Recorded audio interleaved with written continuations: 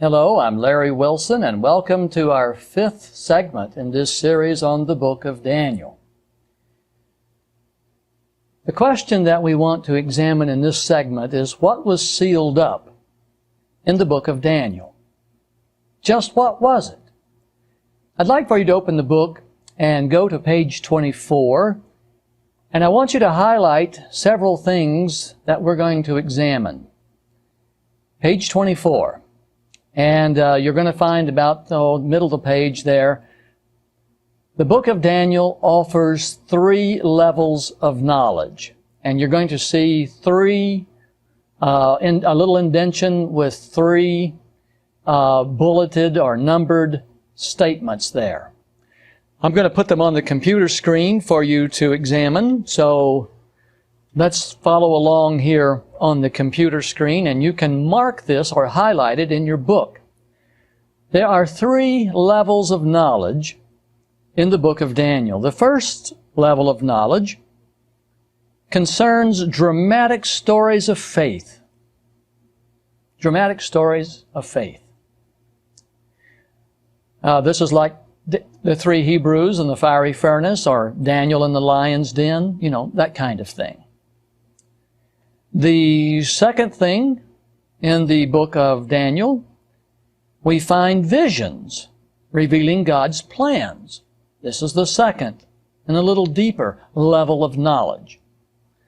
There are basically 5 visions in the book of Daniel. And then the third and most important in terms of the appointed time of the end, there is the knowledge of apocalyptic architecture. So, dramatic stories of faith, visions revealing God's plans for the future, and apocalyptic architecture. Okay, let's read along here for just a little bit. The first and easiest level of knowledge in the book of Daniel contains dramatic stories of faith in God. These stories of faith and loyalty to God were recorded for the benefit of all generations. However, Earth's final generation will benefit most from these stories because they are many parallels of coming events. For example, you know, in Daniel 3, we read about Shadrach, Meshach, and Abednego facing death if they refused to worship the golden image which the king of Babylon had constructed there on the plain of Dura. Ironically, in Revelation 13:15, we find the very same thing coming again. This time, instead of being Meshach, Shadrach, and Abednego, it's going to be everyone. The inhabitants of the world will face death, the threat of death, if they refuse to worship the image which the king of modern Babylon will set up. Understand that in the Old Testament we have King Nebuchadnezzar setting up this golden image, this metallic man that everyone is supposed to worship, and if they don't, they're going to be slain for it. On the other hand, in Revelation 13, we have the same thing, except this time it's the king of modern Babylon who intends to kill everyone who refuses to worship the image. The point here is that these parallels were put in the book of Daniel for our encouragement. Okay, now let's go to the second level of knowledge, and it's a little more difficult. This concerns the meaning of the visions in the book of Daniel. These visions faithfully predicted. Now, listen very closely to this. These visions, given to Nebuchadnezzar and to Daniel, faithfully predicted the passage of time in advance, and history confirms the fulfillment of all that God predestined. Let me show you something. Here we are looking at the 7 divisions given to Daniel, to Nebuchadnezzar: the head, the chest, the thighs, the legs, the feet, the toes, the rock. You're looking at the 7, and we notice the progression of time as we move across.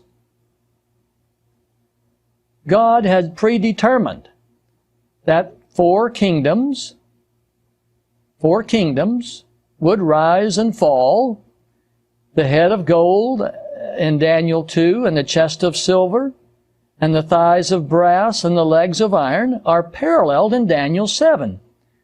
And then in Daniel 8, God adds a ram and a goat to the story.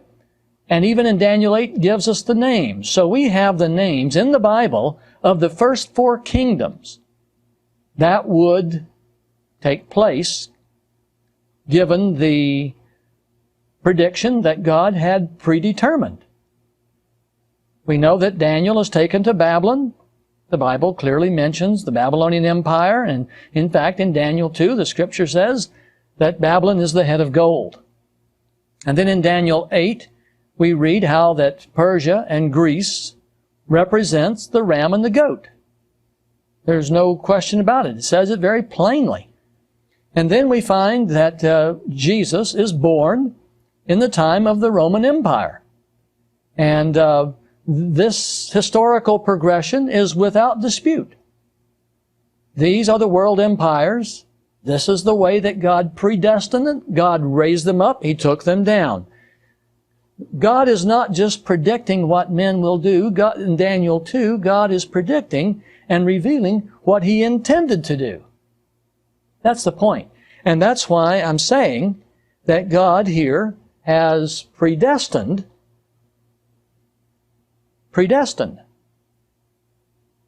the course of history. And He has set it up and has determined the exact places where men will live. You can read that in the book of Acts. So what I'm trying to say is that God has a plan, and He's bringing this plan all about. And that's what the book of Daniel is revealing. Even more, these visions reveal what God planned to do long before He told Nebuchadnezzar or Daniel of His plans. Because students of prophecy have understood something of Daniel's visions for hundreds of years, we cannot say the visions were sealed up until the time of the end. Can't say that.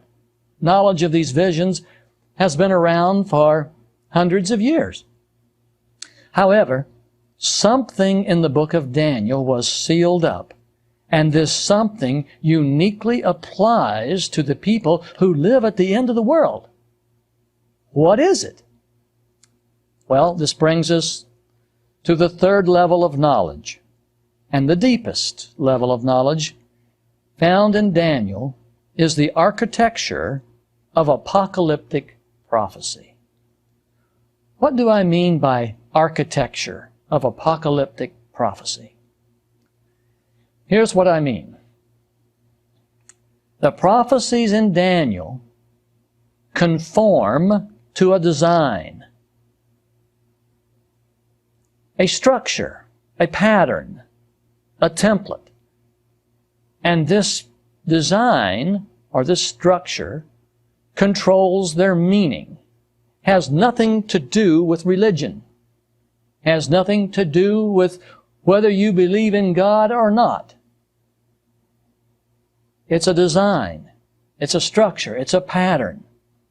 The exciting thing about this structure is that it is also present in the book of Revelation. In other words, when you understand how the architecture of Daniel behaves, you will understand the architecture in Revelation, because it is the same architecture. Let me show you a little illustration. I made a miniature scroll. Let me move the cover here and put that out of the way, and have you look here at my little miniature scroll of the book of Daniel. Now, you know that in ancient times, books were written on scrolls, and they unroll to the left, and that's why Hebrew writes to the left, from right to left, whereas in English, you know, we write just the opposite direction. So I've made a miniature scroll here because I want to demonstrate to you how that when Daniel began to write, he laid out his scroll and he began to write, you know, in his scroll. And as he would write along, he would roll this side up and then he would expand this side. Now, here's what was sealed up for 2,600 years. Give this some consideration, please. When you get into Daniel 2, and so let's roll the scroll here. So as you get to the prophecy, and that portion of the prophecy that outlines a sequence of events. Daniel 2 is where we start with the head of gold, and we go down to the time the rock hits the feet. So I'm going to take out of this scroll here with my scissors, just make a couple of cuts. I'm going to take the sequence of events that are described in Daniel chapter 2 and lay them on the table there, okay? Then we keep reading and we'll come along and we'll discover, oh, there's Daniel 7.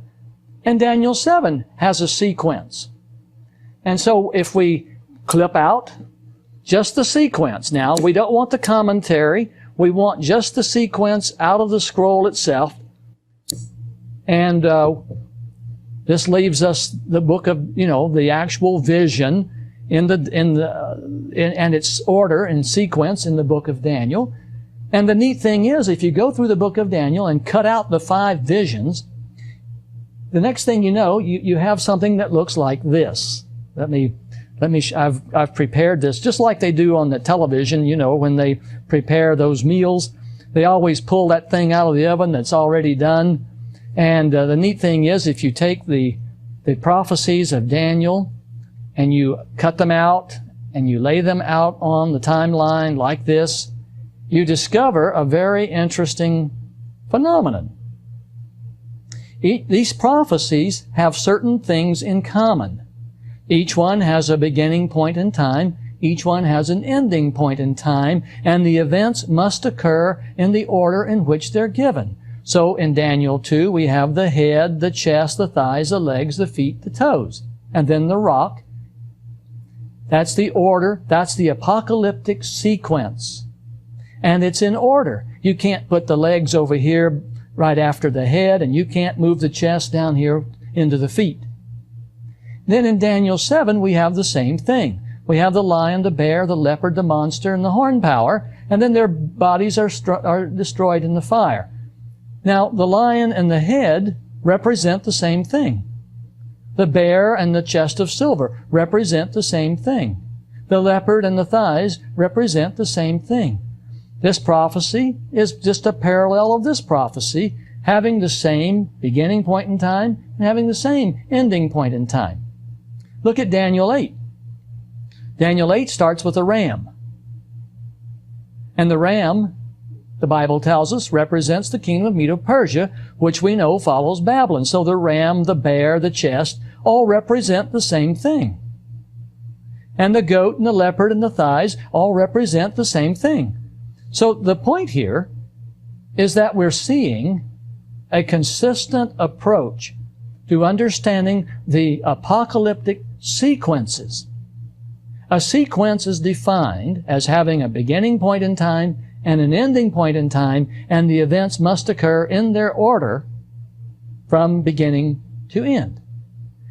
This is true 5 times in the book of Daniel and 12 times in the book of Revelation.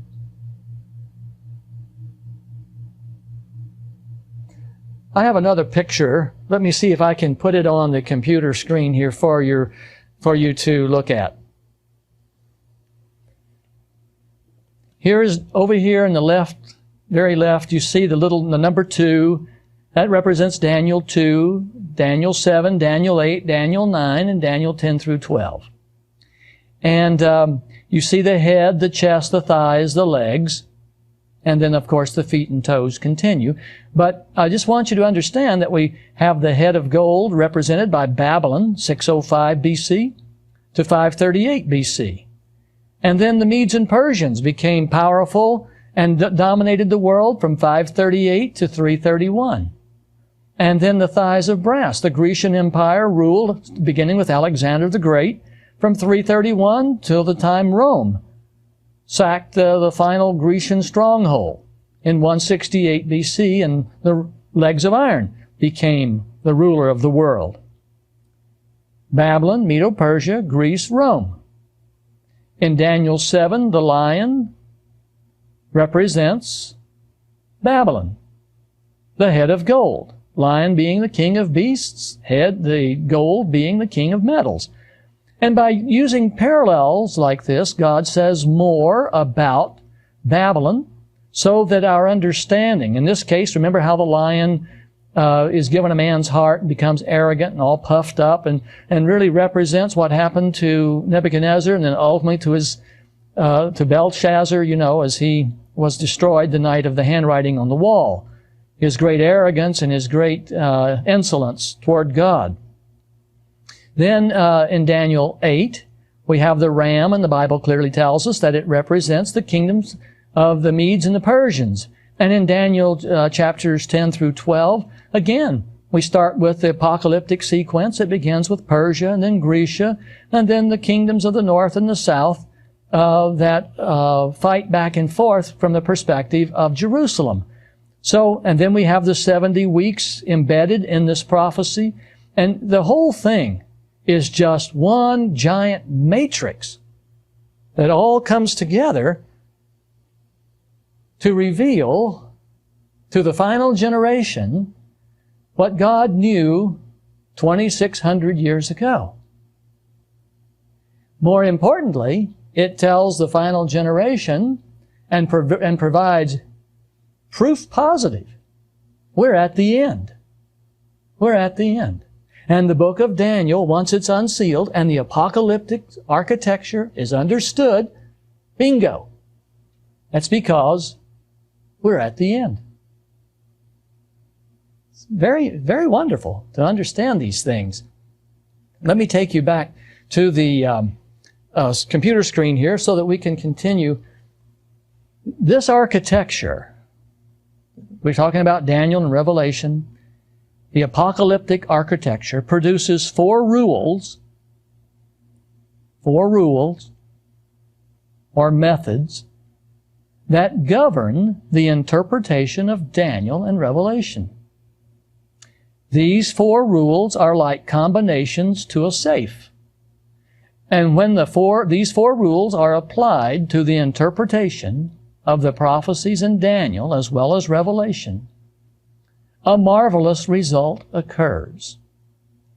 The prophecies make perfect sense just as they read. In other words, the ordinary man who has no theological training, if he will work at the puzzle using the architecture, the rules that it produces, the prophecies will make perfect sense as they read. And the neat thing about it is that it doesn't matter what religion, or if any religion, that the student belongs to. This is a neat point. This is a profoundly interesting point because during the Great Tribulation, God is going to dissolve and prove and show that all the religions of the world are false anyway, including your own.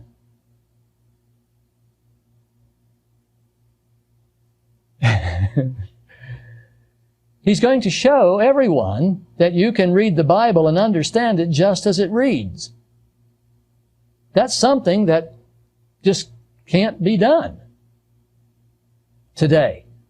Scholars want to bend it this way. They want to twist it this way. They want to make it say this when it doesn't say that. And the end result is that the laity are so confused about what the Bible says, they don't know what to believe. They just believe the expert and let the expert deal with it. God's going to change all this. Portions of Daniel and Revelation have been a mystery for 2,600 years. And now suddenly, the words can make sense just as they read. And what causes this to occur? The answer? When the architecture of Daniel and Revelation is understood, the contents of Daniel can be fully understood just as they were written. Fancy interpretations are unnecessary. Not necessary at all. Now, on page 50 in the book, you will see that I have created a little matrix. Flip over there to page 50 if you are following along in your book. And the matrix you're looking at is similar to the one that I just showed you here on the screen.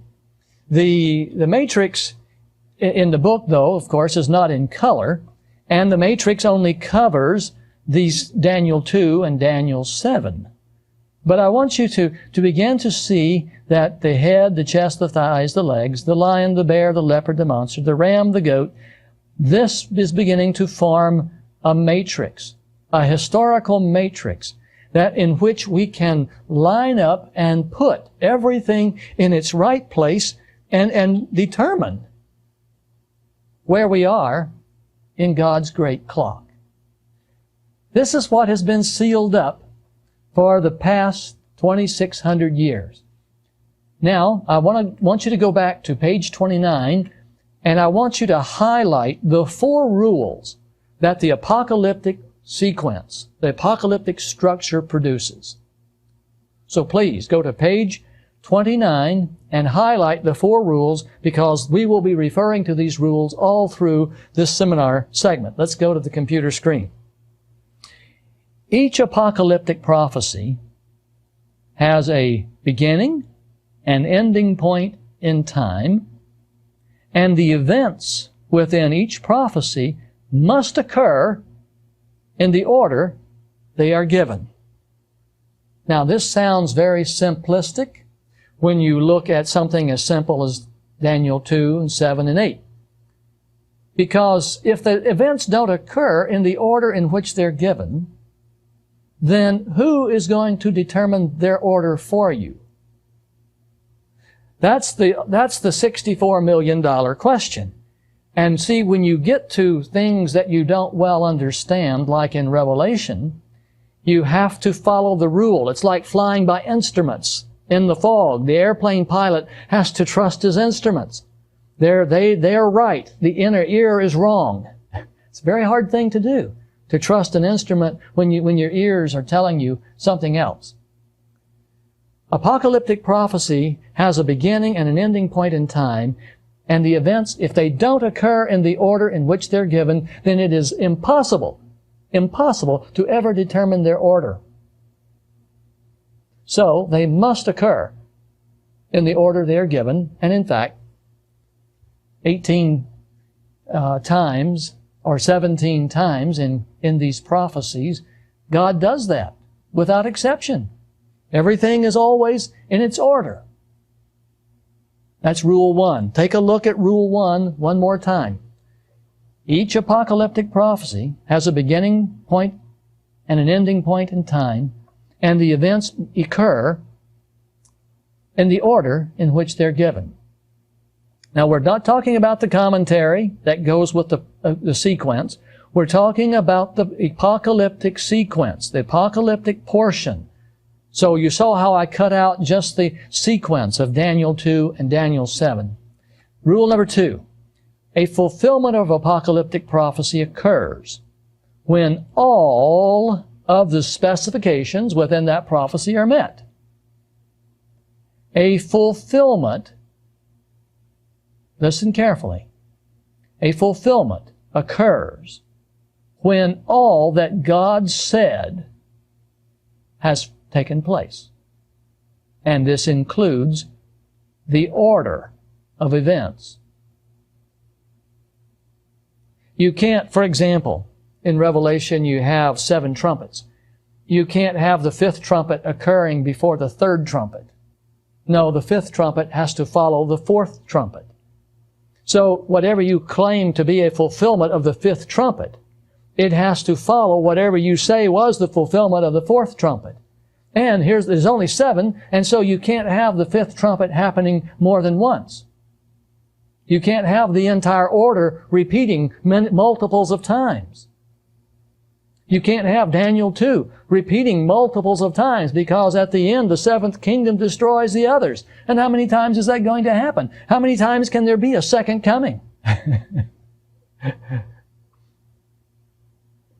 A fulfillment of apocalyptic prophecy occurs when all that God has said, all the specs, have been met. And this includes the order of the events in the prophecy. Let's go back to rule number 3 now. Apocalyptic language can be literal, can be symbolic, or it can be analogous. Please consider the meaning of these words. To reach the intended meaning of a prophecy, the student must consider A, the context. Is this a literal description? Is this a symbolic description? Or is this an analogous? The word analogous means comparison. Smoke rose out of the abyss like a giant furnace. When you see the word like, you're using a metaphor, you're using analogous language. So literal means just what it says. If it's symbolic, the Bible will tell you the meaning of the symbol so that everyone's on the same page. Or if it's analogous, the Bible will tell you it's analogous, and you can see that the prophet is trying to use a parallel of some kind, a comparison of some kind, to help us understand the meaning. So to reach the intended meaning of a prophecy, the student must consider A, the context. B, he has to also consider the use of parallel language in the Bible. In other words, other places where the same language is used. And C, relevant statements in the Bible that define that symbol, if the element is thought to be symbolic. That's rule 3. And the last rule, number 4. God measures apocalyptic time in 2 ways. A day for a year, and as literal time. Now, carefully listen to this. The presence or absence of the Jubilee calendar determines how God reckons time. Let me show you a little diagram here just to see if this makes sense to you. Here's a timeline, and here's the Jubilee calendar. The Jubilee calendar lasts for 3,430 years. During the operation of the Jubilee calendar, a day equals a year. Outside of the Jubilee calendar, time is literal. The 120 years of Noah preached is literal. The 1,000 years of Revelation 20 are literal. But the 70 weeks of Daniel 9 are a day for a year. 490 years, 70 weeks. Okay, so the presence or the absence of the Jubilee calendar determines how God measures time, whether it's day for a year or whether, on the outside, it's literal.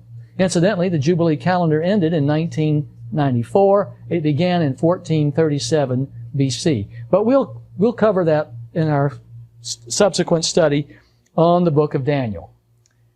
Well, you can see we're out of time already in this segment. We've looked at the 4 rules. I hope you will ponder them. I hope you will read them and review them and understand that they will be the guiding force. They will be the instruments that guide us through our interpretation of the book of Daniel. Well, may the Lord bless you, is my prayer.